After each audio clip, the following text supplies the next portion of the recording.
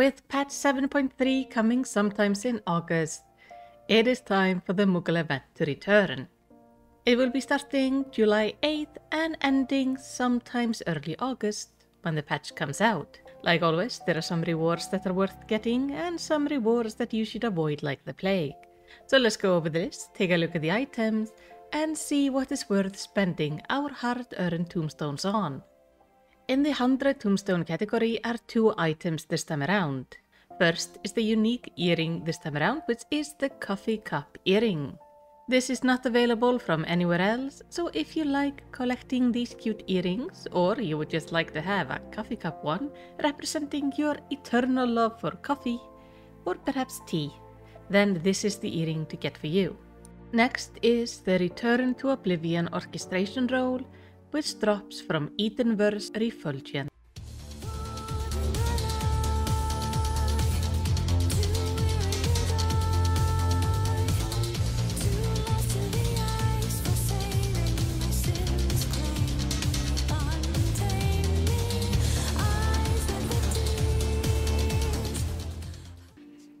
Next are items you can get for 50 tombstones. First is the Demon Brick earring. This one does not seem to be available in the game anywhere at the moment, but it is a cute demon brick earring, one probably perfect for a black mage. There are 2 mounts for 50 tombstones. One is the Ruby Quippet, which drops from the Cinder's Drift Extreme. This is a Shadowbringer's Extreme, so it can be a bit tricky to farm, meaning if that is not something you're feeling up to, then this is a worthy place to get it. The other mount is the Iron Frog Mover. To usually get the mount, you need to farm 12 formidable cogs from a Shadowbringer Fate Chain. I think both of these are definitely worth getting. There is one hairstyle which is the modern aesthetic Girabanian Plaid, which gives you this rather voluminous braided updo. This hairstyle works on everybody except female Hrothgar at the moment. Hopefully it will come to them as well very soon. The hairstyle tends to drop from heaven on high and is sellable on the market board, so make sure to check your prices before you buy it. The final 50 tombstone item is the Ephemeral Necromancer minion. This one drops from the Hero's Gauntlet dungeon, which is a level 80 dungeon. The dungeon is soloable, so you can decide if you want to try to farm it or get it now. And with that, we move to the 30 tombstone category. The first item there is the Machinist Barding. It is available for 1200 Skybuilder scripts from the Firmament and is also sellable on the market board. So check your prices and decide if you want to farm for it or get it here. Next is the Ballroom Etiquette Overzealous Affirmation. Make note there might be a slight variation to the emote depending on your race and gender. And this emote is usually available from Eureka. It is still going for 300,000 on my server's market board, so I don't think it's dropping from Occult Crescent. But make sure to check the price on your server before you buy it from the Muggles. Then there is the Pastoral Dot Parasol, which you can get for 1800 scripts from the Firmament. You can also get the MGP Platinum card for 30 tombstones, so if you end up finding nothing on the list that actually interests you, but you maybe are working on something from the Gold Saucer, this might be worth actually getting. Each Platinum card will give you 50,000 MGP for only 30 tombstones. There are 4 mounts you can get for 30 tombstones. First is the Drakehorn, which gives you the Cavalry Drake. You can also get this mount by finishing the Amalja Reputation Quest. I highly recommend just doing the Reputation Quest. It takes a few weeks and it also gives you access to some dice and housing items. The same with the Direwolf Whistle, which gives you the Direwolf. This is a reputation mount from the Ixols, which is also a Realm Reborn reputation quest. I still recommend just doing them, but if you absolutely hate the idea, you can get it here.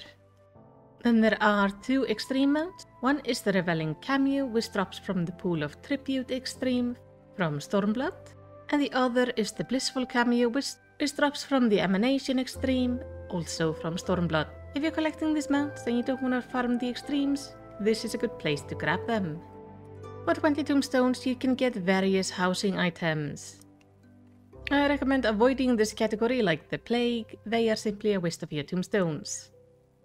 All of these items are craftable by our crafters. They are being sold on the market board for usually less than 20,000.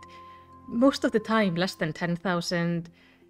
This is just a waste of 20 tombstones. Please grab anything else from the list than these things.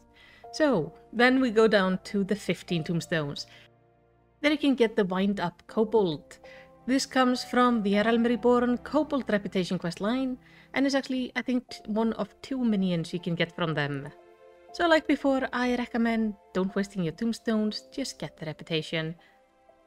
But if you absolutely hate the idea, you can get the Kobold right here. And then there is the Neo Isgardian set. These are craftable clothing sets, so I would recommend taking a look at them on the market board and trying them out on your character, seeing what the price is before buying them in-game. Or maybe just checking out what you need to do to craft them yourselves. Other items are the Moonfire set, both the chest and pants. These are a nice summer set. They are craftable by weavers, so take a look if you can craft them yourself, or check what they cost on the market board before using those 15 tombstones on them. The final items in the 15 tombstone category are special Timeborn maps. These are for treasure hunting and will guarantee you a portal. You can get maps here for level 70, 80 and 90. Going down to the 10 tombstone category are the riding maps. Riding maps increase your ground speed, but don't change your flying speed.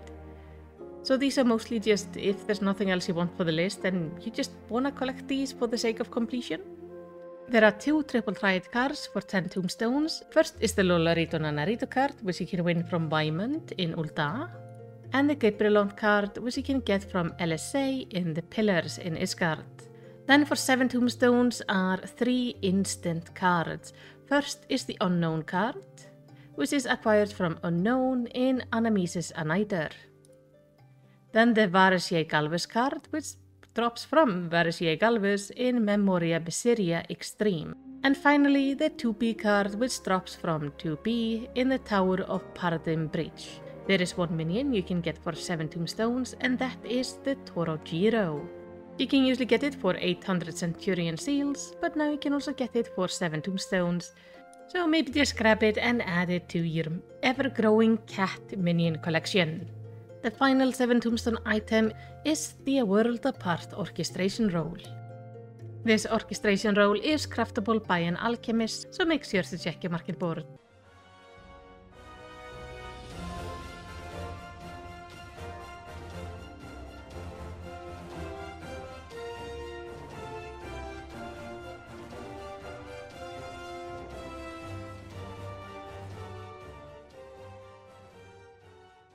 And finally, there are 3 items you can get for only 1 tombstone. First is the Hatchling Earring, which I don't think you can get anywhere else. Second, the Taoist Mugul, which also does not seem to be available anywhere else. And finally, the Magic Prism Job Mastery. You can get 10 of those for 1 tombstone. But that is it for this Mugul treasure trove. Tell me, what are you most excited to get? I want to get the orchestration rolls, all of the earrings, obviously the Taoist Mugul because why not? And both of the 50 tombstone mounts, so I'm gonna have to do quite a bit of farming. But tell me what you're excited for. Let's talk about it down in the comments. And maybe while you're there, give me a commendation by liking and subscribing. And in the end, all I wanna say is takk fyrir að horfa, auð yndislegan dag.